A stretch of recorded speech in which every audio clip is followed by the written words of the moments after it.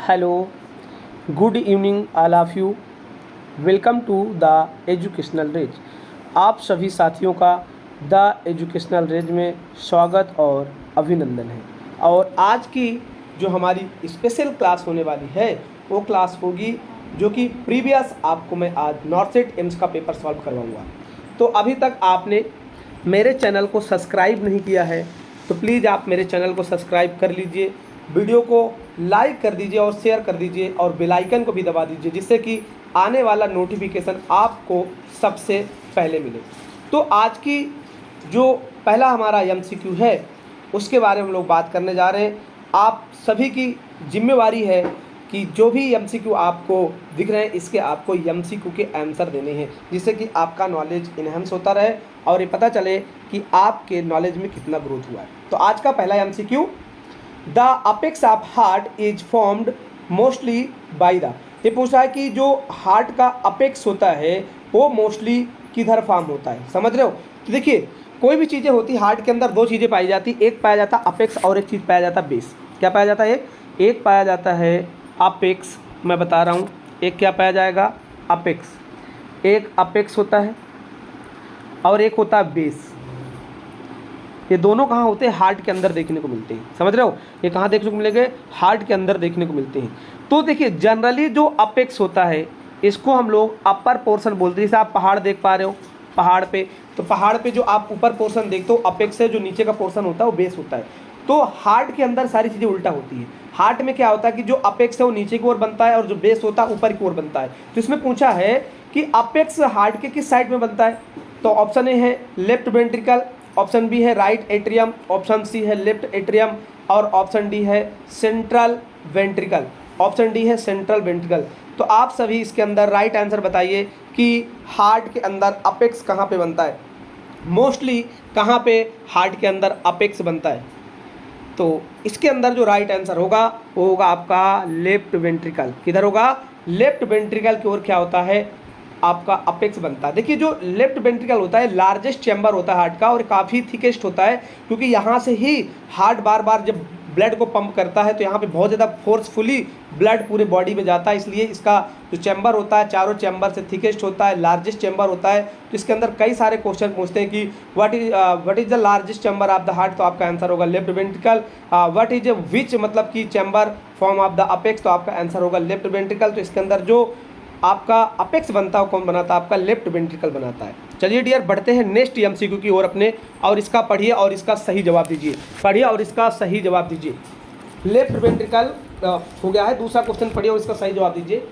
Which of following is the largest cranial nerve. Very most important question है ये, आपके exam में repeated question है। एम्स का पेपर मैं आपका सॉल्व करवा रहा हूँ। अभी तक आपने मेरे चैनल को सब्सक्राइब नहीं किया तो प्लीज़ मेरे चैनल को आप सब्सक्राइब कर लीजिए और इसका आंसर भी दीजिए। Which of following is the largest cranial nerve. हमारे जो क्रेनियल नर्व्स है उसमें से लार्जेस्ट क्रेनियल नर्व कौन सा है? ऑप्शन ए है क्रेनियल नर्व 6, ऑप्शन बी है क्रेनियल नर्व 10, ऑप्शन सी है क्रेनियल नर्व 8, ऑप्शन डी है क्रेनियल नर्व 5। तो जल्दी से कमेंट बॉक्स पे आंसर करिए कि कौन सी क्रेनियल नर्व है जिसको हम लोग लार्जेस्ट क्रेनियल नर्व के नाम से जानते हैं। तो चलिए मैं आपको आंसर बताता हूं। जो आपका लार्जेस्ट क्रेनियल नर्व है वो है आपका क्रेनियल नर्व 5 जिसको हम लोग ट्राइजेमिनल के नाम से जानते हैं। किसके नाम से? ट्राइजेमिनल। अगर यहीं पे आपसे पूछता कि आप मुझको लॉन्गेस्ट क्रेनियल नर्व के बारे में बताइए तो आपका आंसर जाता क्रेनियल नर्व 10। लेकिन ये लॉन्गेस्ट है, सबसे बड़ी है ना, जो सबसे लंबी है वो कौन सी आपकी? वो आपकी 10 नंबर की क्रेनियल नर्व है। और अगर पूछा जाए कि लार्जेस्ट और लॉन्गेस्ट में दोनों में डिफरेंस होता है तो अगर लॉन्गेस्ट पूछता तो 10 नंबर की क्रेनियल नर्व जाती। यहाँ पे लार्जेस्ट पूछा इसलिए आपका ऑप्शन क्या जाएगा? आपका ऑप्शन जाएगा कि जो 5 नंबर की क्रेनियल नर्व है जिसका नाम है ट्राइजेमिनल क्रेनियल नर्व, ये सबसे लार्जेस्ट क्रेनियल नर्व होती है। और जो सबसे स्मॉलेस्ट क्रेनियल नर्व होती है वो 4 नंबर की होती है जिसको हम लोग टोक्लियर के नाम से जानते हैं। तो आपका राइट आंसर डी नंबर देखने को मिलेगा। चलिए डियर बढ़ते हैं अपने नेक्स्ट एमसीक्यू की ओर। पढ़िए और इसका सही जवाब दीजिए। Tarsal of ankle are example of which type of bone. ओहो वेरी मोस्ट इंपॉर्टेंट, ये जो टार्सल बोन्स है ये किस बोन का एग्जाम्पल है? टार्सल बोन कहाँ पाई जाती है? पहले तो आप ये कमेंट बॉक्स पे आंसर करिए कि टार्सल बोन कहाँ पाई जाती है। उसमें लिखा ही है कि टार्सल बोन एंकल के अंदर पाई जाती है। तो चलिए आप बताइए कि टार्सल बोन कैसी बोन है? क्या ये शॉर्टेस्ट बोन है, सीसेमॉइड बोन है, लॉन्ग बोन है या निमोनेटिक बोन्स है? जल्दी से कमेंट बॉक्स पे आंसर करिए टार्सल बोन आपकी कैसी बोन्स है। ये सब एम्स का पेपर आप सॉल्व कर रहे हो, एम्स पटना 2017 का पेपर आप सॉल्व कर रहे हो, समझ रहे हो? सारे बच्चे अगर इस क्वेश्चन को सॉल्व कर रहे हो तो मतलब आपका जो IQ लेवल है वो एम्स जैसा है, इसलिए आपको सही आंसर देना है। Tarsal of ankle are example of which type of bones. जो टार्सल बोन है किस टाइप एग्जाम्पल बोन है? देखिए हमारे बॉडी में 5 प्रकार की बोन पाई जाती है, समझ रहे हो? एक होती है आपकी short bone, long bone, sesamoid bone, flat bone भी होती है, समझ रहे हो? तो 5 प्रकार की बोन्स होती है और एक इरेगुलर बोन होती है। तो जो हमारी टार्सल बोन्स है वो कैसी बोन्स है डियर? वो आपकी शॉर्ट बोन्स है। अरे बोलो कैसी बोन्स है?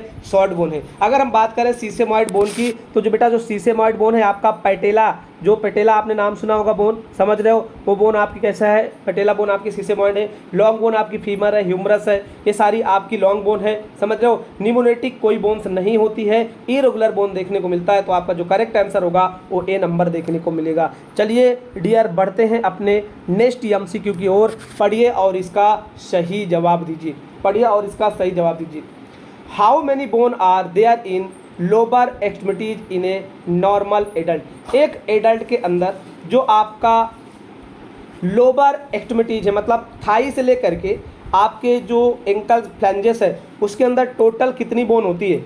नॉर्मल एडल्ट के अंदर पूछा है लोअर एक्सट्रीमिटीज के अंदर टोटल कितनी बोन होती है। लोअर एक्सट्रीमिटीज का मतलब होता है कि आपके जो पैर हैं, मतलब थाई से लेकर के जो आपका एंकल्स है, जो आपके फ्लैंजेस है, तो वो सारी बोन को मिला के पूछ रहा है कि टोटल कितनी बोन होती है। ऑप्शन है 58, ऑप्शन बी है 62, ऑप्शन सी है 64, ऑप्शन डी है 60। बताइए इसमें से कौन सा आंसर होगा? लोअर एक्सट्रीमिटीज के अंदर कितनी टोटल बोन पाई जाती है? और दोनों लोअर एक्सट्रीमिटीज की बात हो रही है, बोथ मतलब दोनों पैर की बात हो रही है आपकी, समझ रहे हो? तो जल्दी से कमेंट बॉक्स पे इसका आंसर करिए कि लोअर एक्सट्रीमिटीज में टोटल कितनी बोन पाई जाती है। लोअर एक्सट्रीमिटीज में टोटल कितनी बोन पाई जाती है? तो आपका करेक्ट आंसर होगा 64 बोन पाई जाती है। कितनी बोन? 64 बोन टोटल पाई जाती है, समझ रहे हो? चलिए डियर बढ़ते हैं अपने नेक्स्ट MCQ की ओर। पढ़िए और इसका सही जवाब दीजिए। What is the approximate maximum air volume in the lung for normal healthy adult? एक नॉर्मल हेल्दी एडल्ट के अंदर जो आपकी लंग्स होती है इसके अंदर कितना वॉल्यूम नॉर्मल अप्रोक्सीमेटली सबसे ज़्यादा हो सकता है? तो ऑप्शन ए है 2400 ml, ऑप्शन बी है 3000 ml, ऑप्शन सी है 300 ml और ऑप्शन डी है 6000 ml। ऑप्शन डी है 6000 ml। तो आप लोग जल्दी से कमेंट बॉक्स पे आंसर करिए कि जो आपकी लंग्स है, इस लंग्स के अंदर जो एयर की वॉल्यूम है कितनी कैपेसिटी होती, कितना मैक्सिमम आप इसके अंदर एयर को रख सकते हो। बहुत इंपॉर्टेंट क्वेश्चन है, आपके एनाटॉमी का क्वेश्चन बनता है और पटना एग्जाम में जब एम्स का पेपर हुआ था तो उसके अंदर आया था, तो इसलिए आपका ज़रूरी बनता है कि आप सारे बच्चों का ये आंसर सही होना चाहिए। तो देखिए एक हेल्दी एडल्ट के अंदर अगर बात करें तो एक हेल्दी एडल्ट के अंदर जो लंग्स की वॉल्यूम की जो कैपेसिटी होती है वो टोटल कितनी होती है? तो आपको बताना है 6000 ml। कितनी होती है? 6000 ml। तो आपका जो करेक्ट आंसर होगा वो डी नंबर देखने को मिलेगा डियर। चलिए डियर बढ़ते हैं अपने नेक्स्ट MCQ की ओर। पढ़िए और इसका सही जवाब दीजिए। क्वेश्चन पूछा है carpometacarpal joint is an example of which of the following types of joint?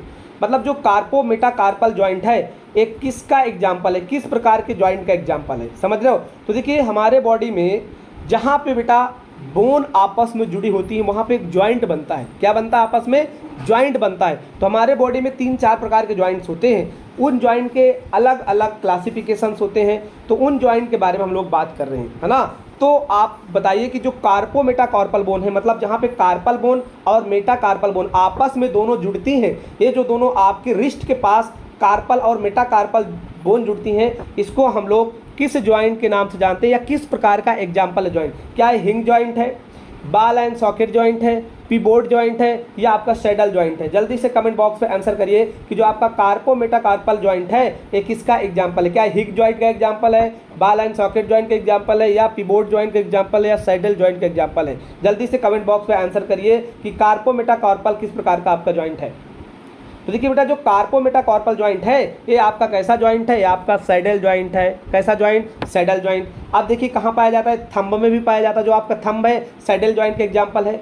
जो आपका स्टेनोक्लेविकुलर बोन है ये भी आपका सैडल का एग्जाम्पल है। जो कार्पल और मेटाकार्पल है जो हम आपस में जुड़ते हैं ये भी आपका सैडल जॉइंट का एग्जाम्पल है। अब हम बात करते हैं हिंग जॉइंट का। तो बेटा जो हिंग जॉइंट होता है ये एक तरफ या तो फ्लेक्शन होता है या तो एक्सटेंशन होता है, समझ रहे हो? तो जैसे हम बात करें अपनी एल्बो की, तो एल्बो हमारा हिंग जॉइंट है, क्योंकि एल्बो को हम सिर्फ एक तरफ क्या कर सकते हैं? फ्लेक्शन कर सकते हैं। इसको हम लोग एक्सटेंशन, मतलब अगर आप चाहें कि आप हाथ को अपने पीछे ले जाओ तो आप नहीं ले जा सकते हो। क्यों? क्योंकि हिंग जॉइंट है, एक ही तरफ आपका फ्लेक्शन और एक्सटेंशन हो सकता है। बॉल एंड सॉकेट जॉइंट की बात करें तो आपका जो शोल्डर जॉइंट है, आपका जो हिप जॉइंट है, ये सब बॉल एंड सॉकेट जॉइंट के एग्जांपल है। आप देखिए अपने शोल्डर को चारों तरफ घुमा सकते हो। क्यों? क्योंकि बॉल एंड सॉकेट जॉइंट है। लेकिन आप अपने एल्बो को सिर्फ एक तरफ ही फ्लेक्शन कर सकते हो, इसलिए आपका ये हिप जॉइंट का एग्जाम्पल है। लेकिन जो कार्पोमेटर कॉर्पल है ये आपका सैडल जॉइंट का एग्जाम्पल देखने को मिलेगा। चलिए डियर, बढ़ते हैं अपने नेक्स्ट एमसीक्यू की ओर। पढ़िए और इसका सही जवाब दीजिए। The baby friendly hospital initiative was launch jointly by, समझ रहे हो? बेबी फ्रेंडली हॉस्पिटल, ये जो बेबी फ्रेंडली हॉस्पिटल इंस्टीट्यूट है ये लॉन्च हुआ था आपका 1992 में। अरे बोलो तो सही, कब लॉन्च हुआ था? 1992 में लॉन्च हुआ था। और इसका मेन पर्पस था कि जितने भी इंस्टीट्यूशनल हॉस्पिटल डिलीवरी है वहाँ पे ब्रेस्ट फीड को क्या किया जाए? प्रमोट किया जाए। With in half hours normal delivery में ब्रेस्ट फीड करवाने के लिए जो प्रोग्राम आया उस प्रोग्राम का नाम था बेबी फ्रेंडली हॉस्पिटल इनिशिएटिव। इसका शॉर्टकट नाम है VFHI। तो ये जो VFHI है इसको किन संस्था ने ज्वाइंट होकर ज्वाइन किया, इसको लॉन्च किया? क्या इसको WHO एंड रेड क्रॉस ने ज्वाइन किया, या WHO एंड FON ने इसको ज्वाइन को मतलब लॉन्च किया, यूनिसेफ एंड WHO ने इसको लॉन्च किया, या यूनिसेफ एंड FAO ने इसको ज्वाइन किया? देखिए FAO का फुल फॉर्म होता है फूड एग्रीकल्चर ऑर्गेनाइजेशन, समझ रहे हो?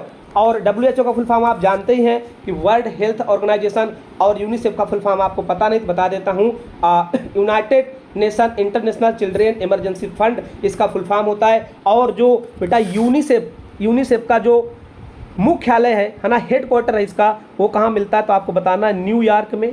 अरे बोलो तो सही, कहाँ होता है ये? न्यूयॉर्क में। इसलिए बता रहा हूँ क्योंकि ये जब UPPSC आयोग का एग्जाम हुआ था तो दोनों एग्जाम के अंदर 21 और 22 के अंदर क्वेश्चन कंसिस्टेंसी पूछा हुआ है कि यूनिसेफ का हेड क्वार्टर कहाँ है? तो आपका आंसर जाएगा न्यूयॉर्क। कहाँ जाएगा? न्यूयॉर्क। इसकी स्थापना कब हुई थी बेटा? 1946 में। अरे बोलो तो सही, कब हुई थी? 1946 में यूनिसेफ की स्थापना होती है।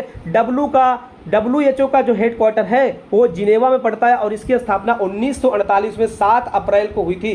तो यूनिसेफ एंड WHO ने आपके बेबी फ्रेंडली हॉस्पिटल इनिशिएटिव का लॉन्च किया था। और इसका मेन पर्पस था कि जितनी भी हॉस्पिटल डिलीवरी होती हैं वहाँ पे ब्रेस्ट फीड को प्रमोट किया जाए, एक्सक्लूसिव ब्रेस्ट फीडिंग को प्रमोट किया जाए। इसीलिए यूनिसेफ एंड WHO ने बेबी फ्रेंडली हॉस्पिटल को लॉन्च किया था। कब लॉन्च किया था डियर? तो बताना 1992 में, है ना। यूनिसेफ कब स्थापना हुई थी? 1946 में। यूनिसेफ का हेड क्वार्टर कहाँ है? न्यूयॉर्क में। WHO की कब स्थापना हुई थी? 1948 में हुई थी। कब हुई थी? 1948 में। और इसका हेड क्वार्टर कहाँ है? जिनेवा में देखने को मिलता है। चलिए डियर, बढ़ते हैं अपने नेक्स्ट MCQ की ओर। तो इसका जो करेक्ट आंसर होगा वो C नंबर देखने को मिलेगा आपका। यूनिसेफ क्या देखने को मिलेगा? UNICEF and WHO, UNICEF and WHO। चलिए डियर, बढ़ते हैं आपके नेक्स्ट MCQ की ओर। पढ़िए और इसका सही जवाब दीजिए।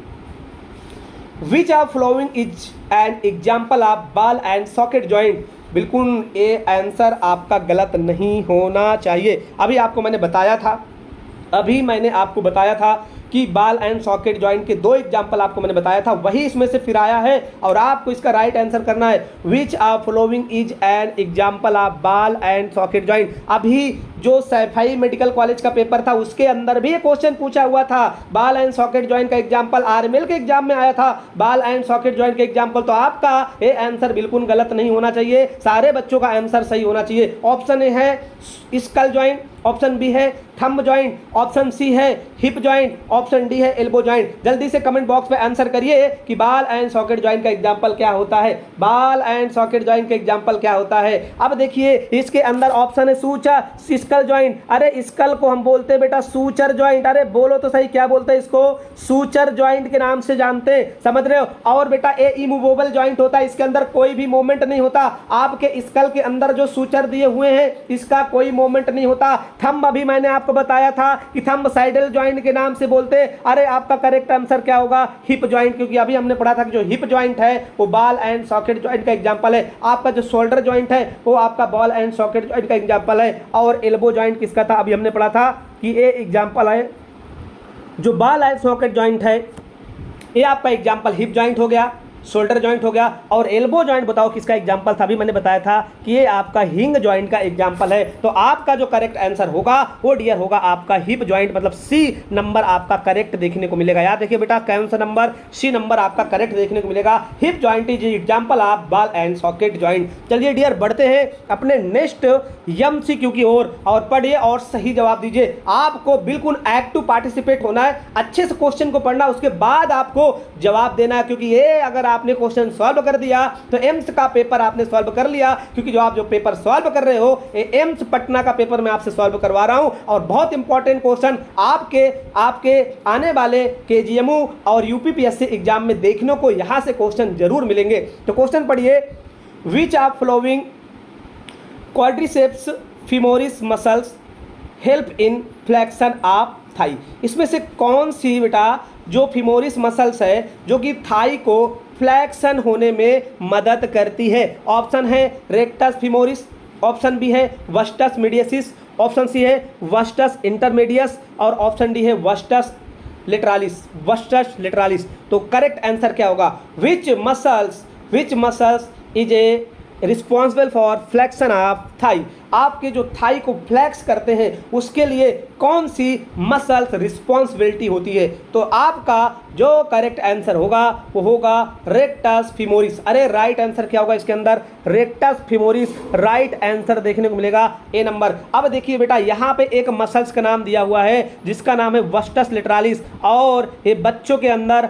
आईएम इंजेक्शन देने के लिए सबसे बढ़िया मसल्स होती है। कोई भी न्यूबॉर्न है, कोई भी इन्फेंट बच्चा है, उसके अंदर जो आईएम इंजेक्शन दिया जाता है उसके लिए सबसे बेस्ट एग्जांपल आपका क्या होगा, वस्टस लेटरालिस। कई बार एग्जाम में क्वेश्चन पूछा हुआ है कि which muscles is best suitable for the IM injection in the neonate and infant. बच्चों के अंदर जो आप आईएम इंजेक्शन देते हो उसके लिए सबसे बढ़िया मसल्स का नाम बताइए। तो आपका आंसर होगा वस्टस लेटरालिस। और यहाँ पे क्वेश्चन पूछा गया है कि आपके थाई के जो फ्लेक्शन होता है उसको कौन सी मसल रिस्पॉन्सिबिलिटी होती है, तो रेक्टस फीमोरिस देखने को मिलता है। चलिए डियर बढ़ते हैं नेक्स्ट एमसीक्यू की ओर, पढ़िए और इसका सही जवाब दीजिए, पढ़िए और इसका सही जवाब दीजिए।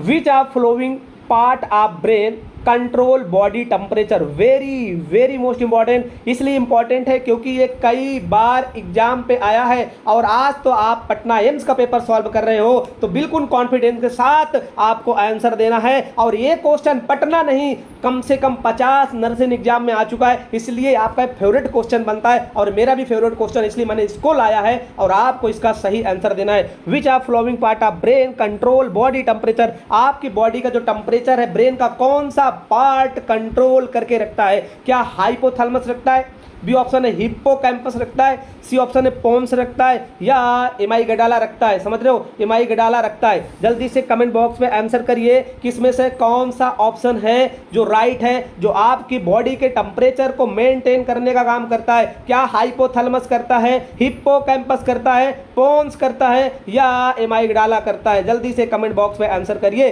तो आपका फेवरेट क्वेश्चन, मेरा भी फेवरेट क्वेश्चन और जो एग्जाम लेते हैं उनका भी फेवरेट क्वेश्चन है, इसीलिए क्वेश्चन आपका बिल्कुल एज इट राइट होना चाहिए, बिल्कुल गलत नहीं होना चाहिए। और इसका जो राइट आंसर है वो क्या है बेटा, हाइपोथैलेमस। अरे हाइपोथैलेमस क्या करता है, आपके बॉडी के अंदर जो टेम्परेचर है उसको मेंटेन करने का काम करता है, समझ रहे हो। हमें हंगर, हमें भूख को मेंटेन करने का काम करता है, थ्रस्ट को मेंटेन करने का काम करता है। ये कौन करता है, ये हाइपोथैलेमस करता है, इसलिए बहुत इंपॉर्टेंट हाइपोथैलेमस है, समझ रहे हो। तो hypothalamus is a responsible for control of the body temperature. आपके बॉडी टेम्परेचर को कंट्रोल करने के लिए जो रिस्पॉन्सिबल ऑर्गन है ब्रेन का, उसका नाम हाइपोथैलेमस है। चलिए डियर, बढ़ते हैं अपने नेक्स्ट एमसीक्यू की ओर, पढ़िए और इसका सही जवाब दीजिए। और एक क्वेश्चन भी बहुत इंपॉर्टेंट है, how many cervical nerve are there in the spinal cord. अरे आपके स्पाइनल कॉर्ड में टोटल 31, अरे बोलो कितने, 31 स्पाइनल नर्व पाई जाती है। उसमें से पूछ रहा है कि भाई सर्वाइकल नर्व कितनी होती है, सर्वाइकल नर्व कितनी होती है। तो जो आपका स्पाइनल नर्व है ये पांच नर्व से मिलकर बना हुआ है, cervical nerve, thoracic nerve, lumbar nerve, sacrum और कोक्सीजियल, समझ रहे हो। इन 5 नर्व से मिलकर स्पाइनल कॉर्ड बना हुआ है। तो उसमें से पूछ रहा है कि भाई सर्वाइकल नर्व का कितना इन्वॉल्वमेंट होता है, कितने नंबर उसके होते हैं। तो ऑप्शन ए है 5, ऑप्शन बी है 9, ऑप्शन सी है 8 और ऑप्शन डी है 12। जल्दी से आप लोग आंसर करिए कि सर्वाइकल नर्व स्पाइनल कॉर्ड के अंदर कितना देखने को मिलता है। अगर आपसे पूछा जाए टोटल स्पाइनल कॉर्ड में नर्व कितना होता है बेटा, 31 पेयर होता है। अगर आपसे क्रेनियल नर्व पूछ ले तो आपको बताना है टोटल 12 होता है, 12 पेयर में देखने को मिलता है। और अगर पूछ लिया जाया है स्पेशल की स्पाइनल कॉर्ड के अंदर सर्वाइकल नर्व कितना होता है तो आपको बताना है ये टोटल बेटा 8 पेयर होता है। अरे बोलो तो सही, कितना होता है, 8 पेयर होता है। अगर थोरैसिस पूछता है तो आपका 12 पेयर चला जाता। अगर आपका लंबर और सैक्रम पूछता है तो 5 चला जाता। कोक्सीजियल कितना होता है बेटा, 1 होता है। तो टोटल मिला के कितने होते हैं, 31 पेयर पाए जाते हैं। कहाँ पे, स्पाइनल कॉर्ड के अंदर आपकी टोटल क्रेनियल नर्व पाई जाती है। और उसमें से अगर सर्वाइकल का नंबर पूछ लिया गया तो टोटल कितना होता है, 12। इसलिए आपका करेक्ट आंसर सी नंबर देखने को मिलेगा। चलिए डियर, बढ़ते हैं अपने नेक्स्ट एमसीक्यू की ओर, पढ़िए और इसका सही जवाब दीजिए।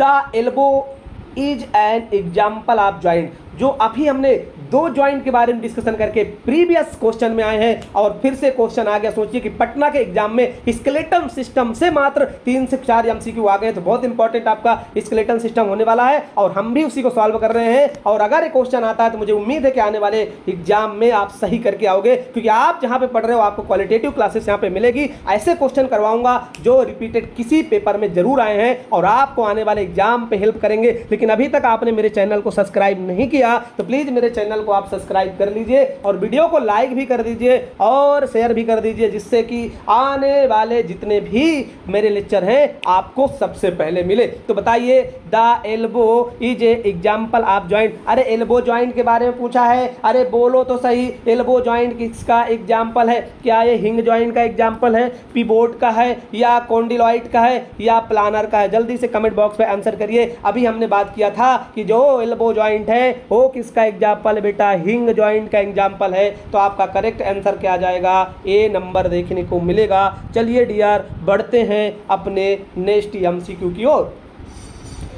नेक्स्ट एमसीक्यू बोल रहा है कि the expanded end of long bone are called. हो वेरी मोस्ट इंपॉर्टेंट, जो लॉन्ग बोन का एंड होता है, समझ रहे हो। अब देखिए जो आपकी लॉन्ग बोन है, ये लॉन्ग बोन है भाई, ये लॉन्ग बोन,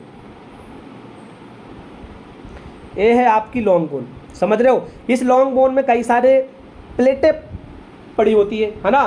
तो देखिए जो आपका इधर प्लेट होती, इधर प्लेट होती, इसको हम लोग बोलते हैं एपिफाइसिस। और जो बीच में प्लेट होती है बेटा, इसको बोलते हैं डाइफाइसिस, समझ रहे हो। इसको क्या बोलते हैं, डाइफाइसिस। अब देखिए एंड पूछ रहा है तो आप लॉन्ग बोन के चाहे इधर बात करो चाहे आप इधर बात करो, अरे बोलो कौन सी प्लेट पड़ी होगी, तो आपका आंसर होगा एपिफाइसिस। तो करेक्ट आंसर क्या देखने को मिलेगा, डी नंबर। और epiphysis is responsible for growth of the bone. जो आपकी बोन ग्रोथ होती है, एक बच्चे का जब जन्म होता है तो उसकी बोन बहुत छोटी होती है, फिर धीरे धीरे बोन बढ़ती है। तो क्यों बढ़ती है, क्योंकि उसके अंदर एपिफाइसिस प्लेटें प्रेजेंट होती है और ये प्लेटें क्या करती हैं, बोन को ग्रोथ करने का काम करती हैं। इनकी टोटल संख्या 2 होती है, एक इन तरफ दूसरी भी इन तरफ, बीच में जो होती है बेटा वो डाइफाइसिस कहलाएगी, समझ रहे हो। तो आपका करेक्ट आंसर क्या देखने को मिलेगा, डी नंबर देखने को मिलेगा। चलिए डियर, बढ़ते हैं अपने नेक्स्ट एमसीक्यू की ओर, पढ़िए और इसका सही जवाब दीजिए। The posterior pituitary consist mainly of. जो बेटा आपका पोस्टीरियर पिट्यूटरी ग्लैंड है वो किससे मिलके बना है? ऑप्शन ए है बीटा सेल, ऑप्शन बी है बी सेल, ऑप्शन सी है टी सेल और ऑप्शन डी है न्यूरोनल प्रोजेक्शन, न्यूरोनल प्रोजेक्शन। तो जल्दी से कमेंट बॉक्स पे आंसर करिए। देखिए जो पोस्टीरियर पिट्यूटरी ग्लैंड के बारे में पूछा है, अगर हम सिर्फ बात करें पिट्यूटरी ग्लैंड की तो पिट्यूटरी ग्लैंड के दो हिस्से होते हैं। पिट्यूटरी ग्लैंड के दो हिस्से होते हैं बेटा। एक हिस्सा ये जो ए पार्ट है इसको हम लोग बोलते हैं एंटीरियर पिट्यूटरी ग्लैंड। अरे बोलो तो सही, क्या बोलते हैं? एंटीरियर। ए आपका पोर्शन एंटीरियर है, ए आपका पोर्शन पोस्टीरियर है। और जो पोस्टीरियर का कनेक्शन होता है डायरेक्ट किससे होता है? आपके थैलमस से होता है बेटा। किससे होता है? हाइपोथैलेमस से, समझ रहे हो। और ये जो हाइपोथैलेमस जो आपका थैलमस है ये क्या करता है? डायरेक्ट पोस्टीरियर पिट्यूटरी ग्लैंड को, डायरेक्ट पोस्टीरियर पिट्यूटरी ग्लैंड को हार्मोन्स बना के देता है। और इन हार्मोन्स का नाम क्या होता है? एक का नाम होता है ऑक्सीटोसिन, अरे बोलो तो सही। और दूसरे का नाम क्या होता है बेटा? एडीएच। अरे दूसरे का नाम क्या होता है? एडीएच। तो दो प्रकार के हार्मोन्स मिलते हैं कहाँ पे? पोस्टीरियर पिट्यूटरी ग्लैंड में। अब देखिए डायरेक्ट इसका कनेक्शन किससे है? डायरेक्ट हाइपोथैलेमस से। इसलिए इसको क्या बोलते हैं हम लोग? मेनली इसके अंदर जो सेल्स प्रेजेंट होते हैं उसका नाम क्या होता है? Neuronal projection cells. क्या नाम होता है? Neuronal projection cells. तो आपका जो करेक्ट आंसर होगा वो डी नंबर देखने को मिलेगा। क्या देखने को मिलेगा? डी नंबर देखने को मिलेगा। चलिए डियर बढ़ते हैं अपने नेक्स्ट एमसीक्यू की ओर। पढ़िए और इसका सही जवाब दीजिए।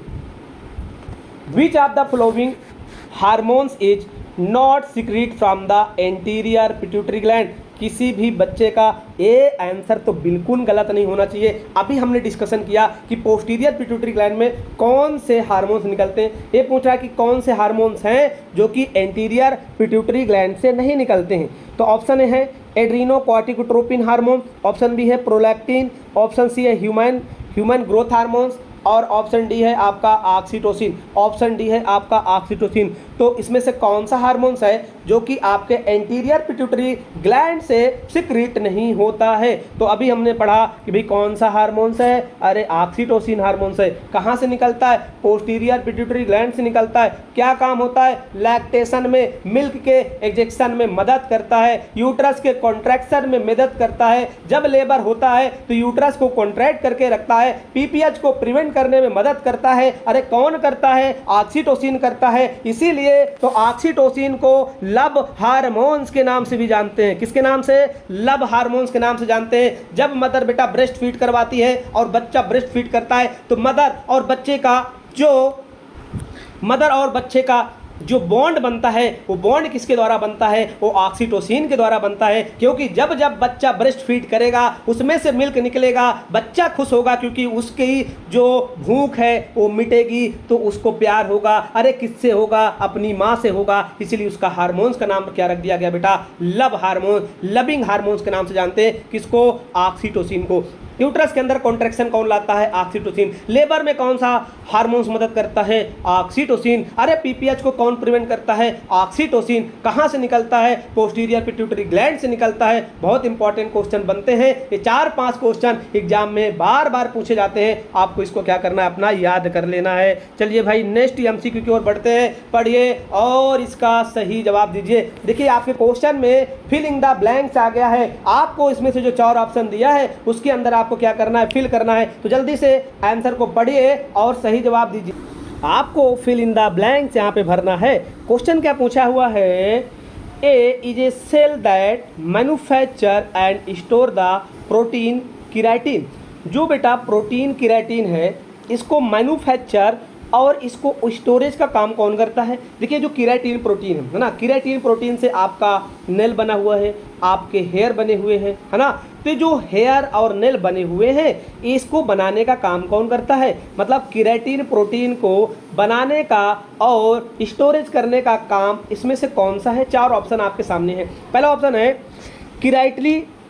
केराटिसिलाइट्स, दूसरा ऑप्शन है कीरासाइट, ऑप्शन सी है केराटिनोसाइट और ऑप्शन डी है केराटिनोलाइट। तो जल्दी से कमेंट बॉक्स पे आंसर करिए किसके अंदर कौन सा ऑप्शन होगा जो कि आपके केराटिन प्रोटीन का निर्माण और उसके साथ स्टोरेज का काम करता है। तो याद रखिए बेटा एक सेल्स पाई जाती है जो कि हमारे एपिडर्मिस सेल में प्रेजेंट होती है, जो कि सबसे इंटरनल सेल होती है। वहाँ से क्या निकलता है? आपका एक सेल होती है जिसका नाम होता है केराटिनोसाइट। क्या नाम होता है? केराटिनोसाइट। और ये सेल क्या करती है?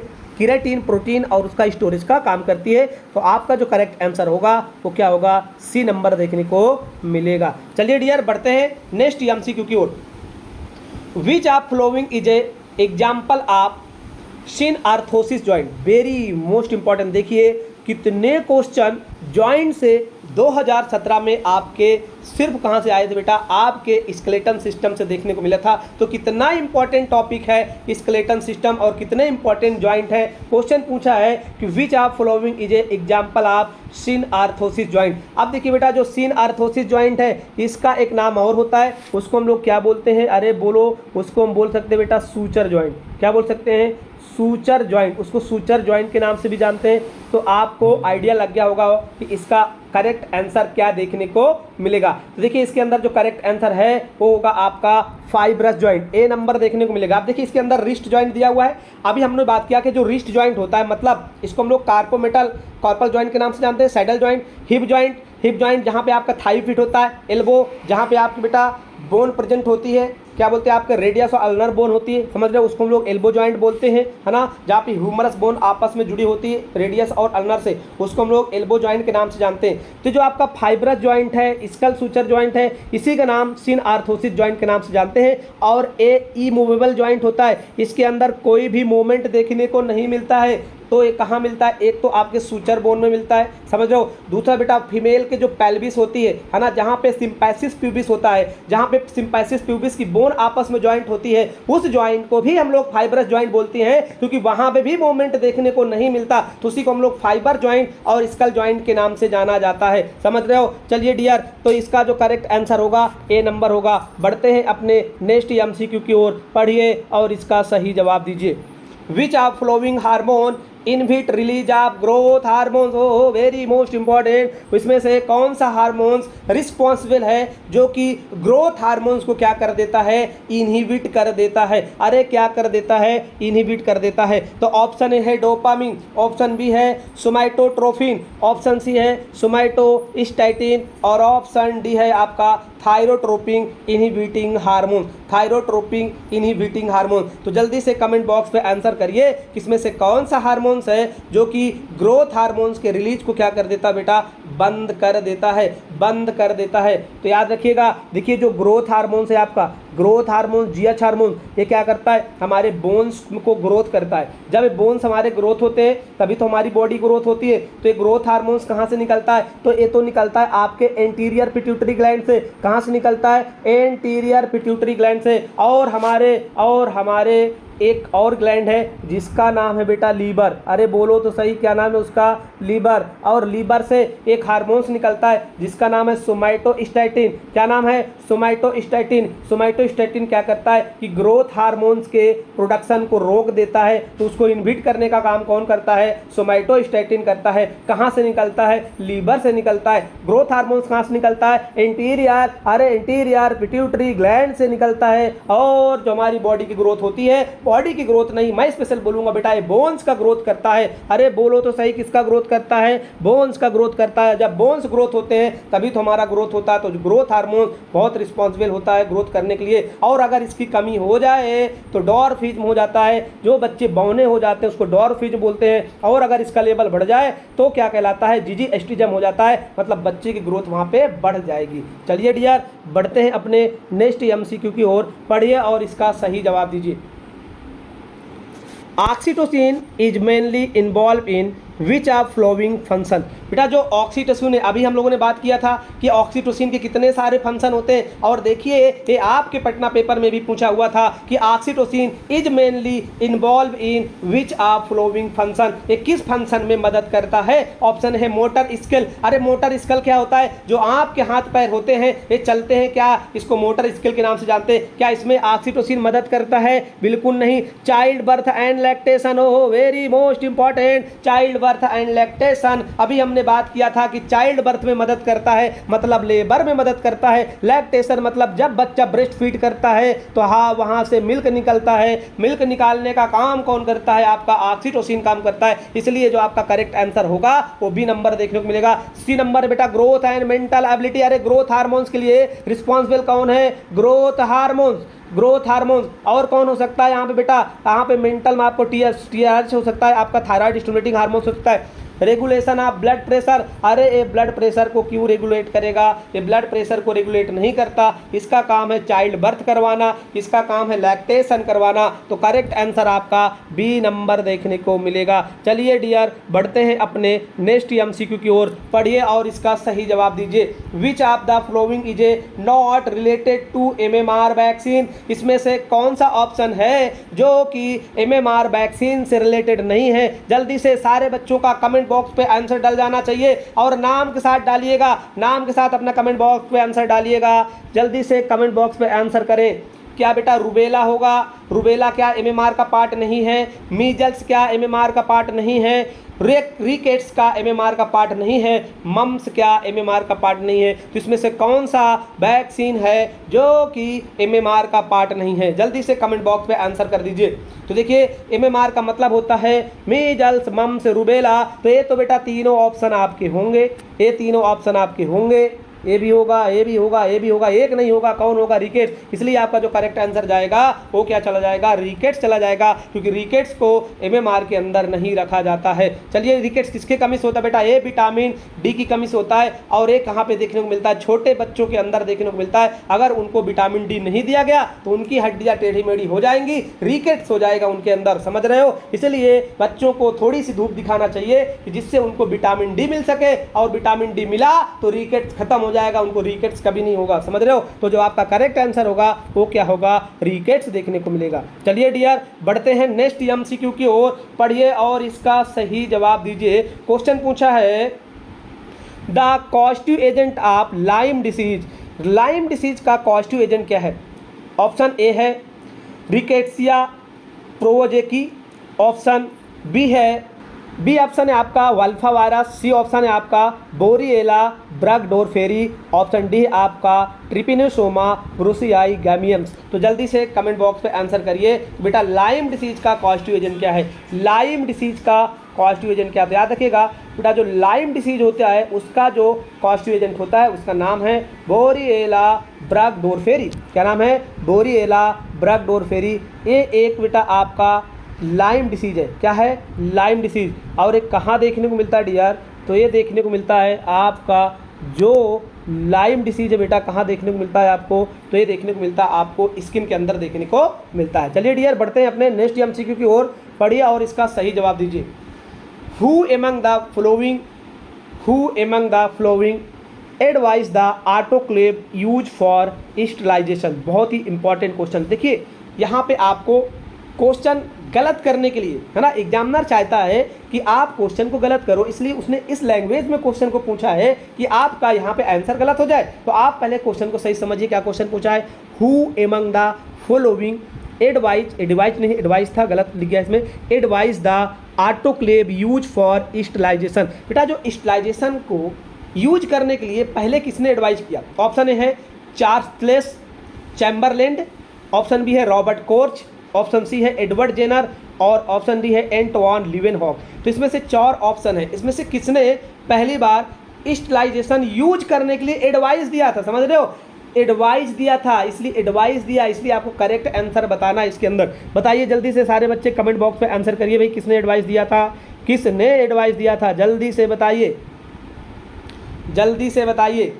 तो देखिए आपका जो करेक्ट आंसर होगा चार्ल्स चैम्बरलैंड। जो बेटा चार्ल्स चैम्बरलैंड है ये एक फ्रेंच के माइक्रोबायोलॉजिस्ट थे, इन्होंने लुईस पास्चर के साथ मिल करके बहुत सारा काम किया। लेकिन जो चार्ल्स चैम्बरलैंड हैं इन्होंने पहली बार एडवाइस किया था कि हमें स्टरलाइजेशन टेक्निक का यूज करना चाहिए, ना कि इन्होंने खोजा था। अगर आपसे पूछा जाए कि स्टरलाइजेशन को इन्वेंटरी किसने किया, किसने खोजा, तो आपका आंसर होगा लुईस पास्चर ने खोजा था। किसने, लुईस पास्चर। लेकिन इसमें पूछा है कि किसने एडवाइस किया कि इसको यूज किया जाए, तो आपका आंसर होगा बेटा चार्ल्स चैम्बरलैंड। तो आपका करेक्ट आंसर क्या होगा, ए नंबर देखने को मिलेगा। देखिए एग्जाम में ऐसा क्वेश्चन आता है, आपको लगता है कि हमारा आंसर यही यही होगा, लेकिन लैंग्वेज क्वेश्चन में बदल जाता है। यहाँ पे लैंग्वेज क्वेश्चन में बदला है, यहाँ पे ये पूछा हुआ है कि किसने एडवाइस किया कि भाई स्टिलाइजेशन यूज किया जाए। समझ रहे हो? अब देखिए जो स्टिलाइजेशन है ये बहुत ही अच्छी टेक्निक है जो कि सारे माइक्रो ऑर्गेनिज्म को क्या करता है बेटा, मारने का काम करता है, उनके डेड कर देता है और कोई भी इंस्ट्रूमेंट आप यूज कर सकते हो। इसकी खोज किसने किया था? लुईस पास्चर ने किया था। किसकी?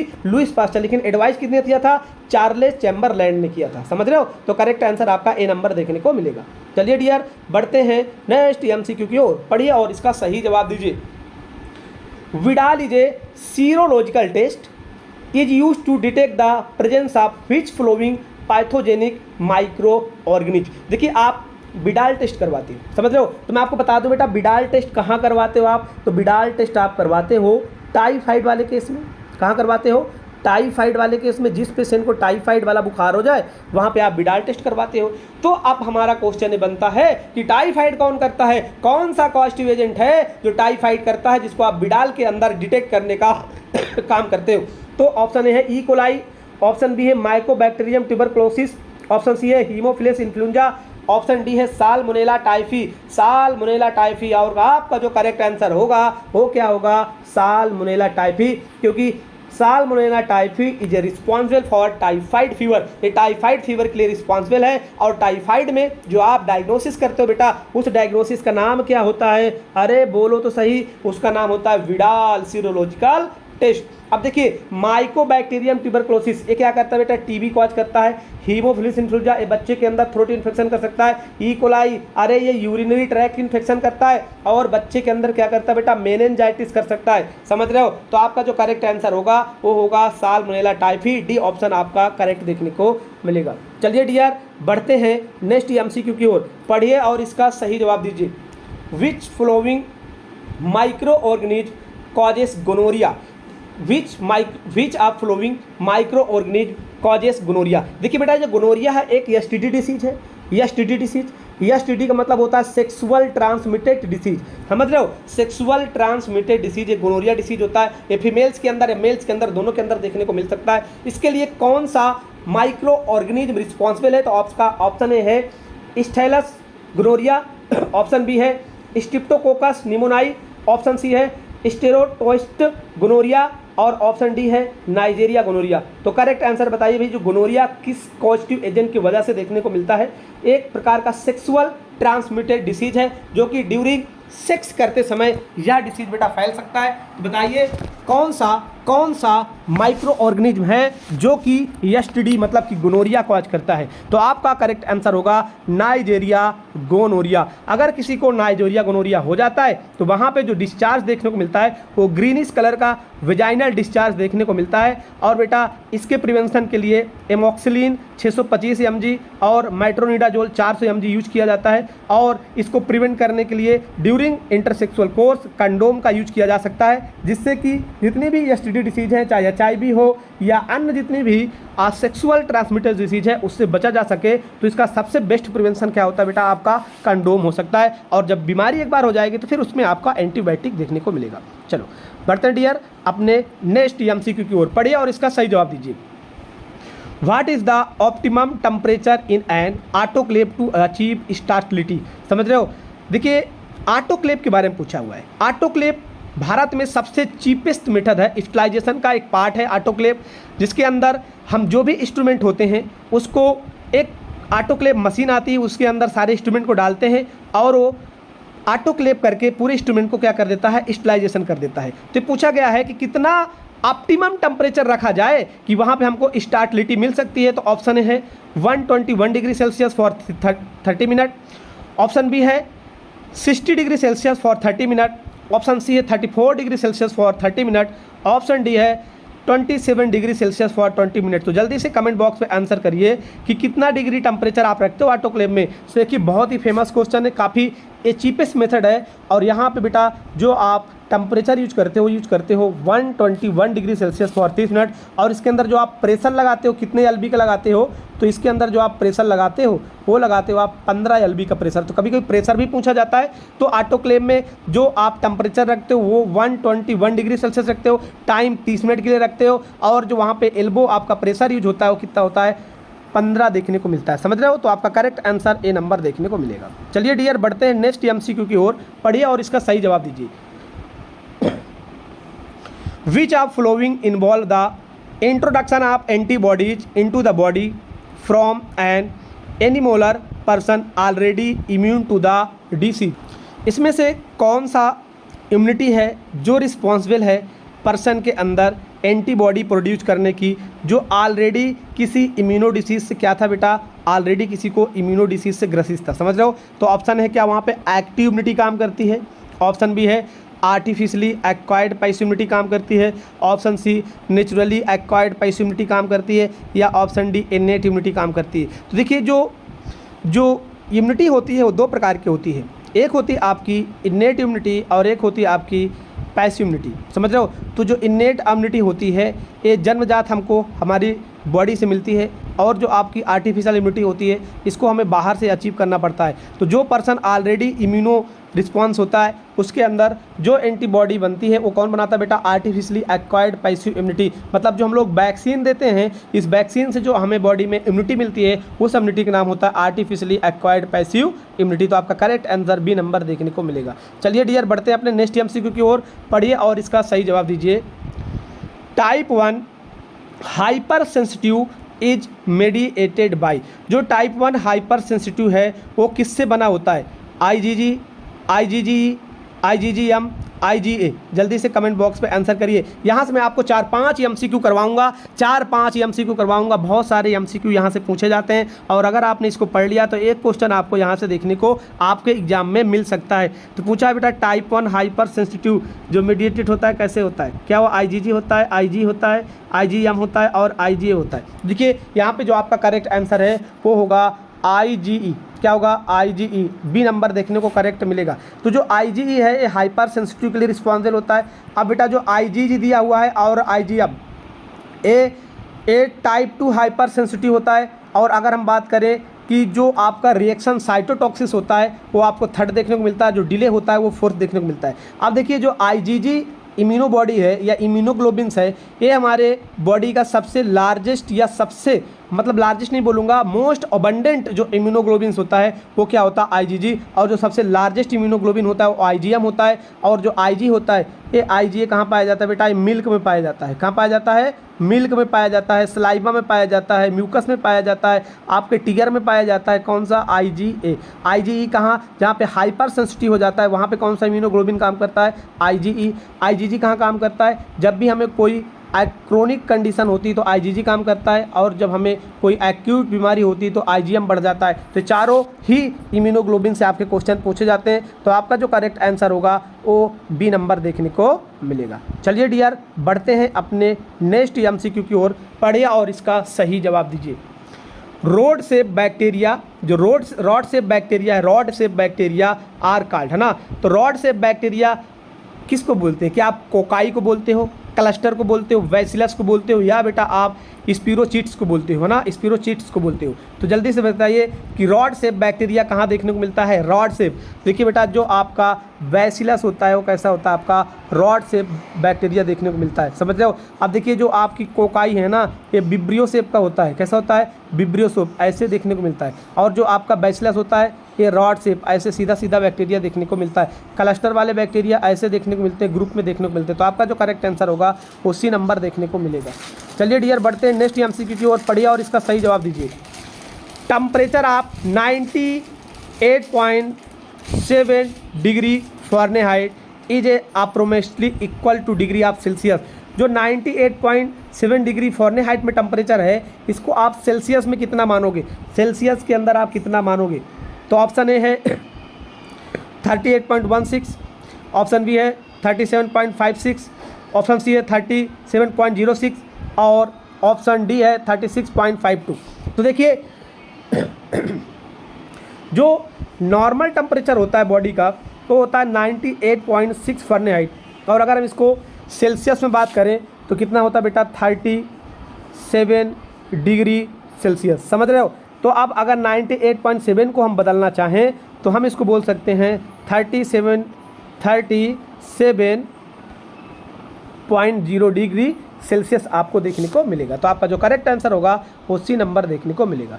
चलिए डियर, बढ़ते हैं अपने नेक्स्ट एमसीक्यू की ओर। और ये आज के सेशन का हमारा लास्ट एमसीक्यू है।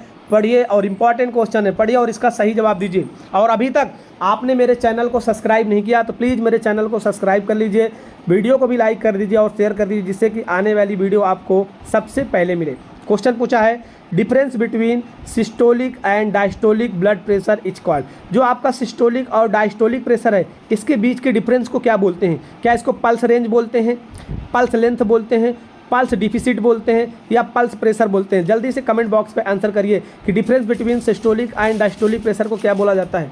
क्या बोला जाता है? क्या इसको पल्स रेंज बोलते हैं, पल्स लेंथ बोलते हैं, पल्स डिफिसिट बोलते हैं, पल्स प्रेशर बोलते हैं? जल्दी से कमेंट बॉक्स पे आंसर करिए। तो जो आपका डिफरेंस होता है बेटा सिस्टोलिक और डायस्टोलिक प्रेशर में, इसके अंदर जो डिफरेंस देखने को मिलता है उसको हम लोग बोलते हैं पल्स प्रेशर। तो आपका जो करेक्ट आंसर होगा वो डी नंबर देखने को मिलेगा। तो नॉर्मल पल्स प्रेशर कितना होता है? तो नॉर्मल आपको जो पल्स प्रेशर देखने को मिलता है वो 40 mmHg देखने को मिलता है। कितना? 40 mmHg। समझ रहे हो? अब ये कैसे देखने को मिलेगा? तो देखिए, अगर आपका सिस्टोलिक कितना नॉर्मल होता है 120, डिस्टोलिक कितना होता है आपका डायस्टोलिक 80 होता है। अब इन दोनों को हम घटाएंगे 40 से 80 तो कितना आएगा? 40। तो यही 40 आपका क्या हो गया? Pulse pressure. यही आपका करेक्ट आंसर हो गया। तो आपका जो करेक्ट आंसर है डी नंबर देखने को मिलेगा। तो आज का हमारा सेशन यहीं पे हम लोग ख़त्म करते हैं। मिलते हैं डियर आपके नेक्स्ट एमसीक्यू की ओर। कल जो होगा नया टॉपिक देखने को आपको मिलेगा। ऐसी प्रीवियस पेपर होगा और वो पेपर आपके आने वाले एग्जाम में आपको हेल्प करेगा। तो आपने अभी तक मेरे चैनल को सब्सक्राइब नहीं किया तो प्लीज़ चैनल को सब्सक्राइब कर दीजिए, वीडियो को लाइक कर दीजिए, जिससे आपको ऐसी ही वीडियो आपको देखने को मिलते रहे। तो thank you for watching this video.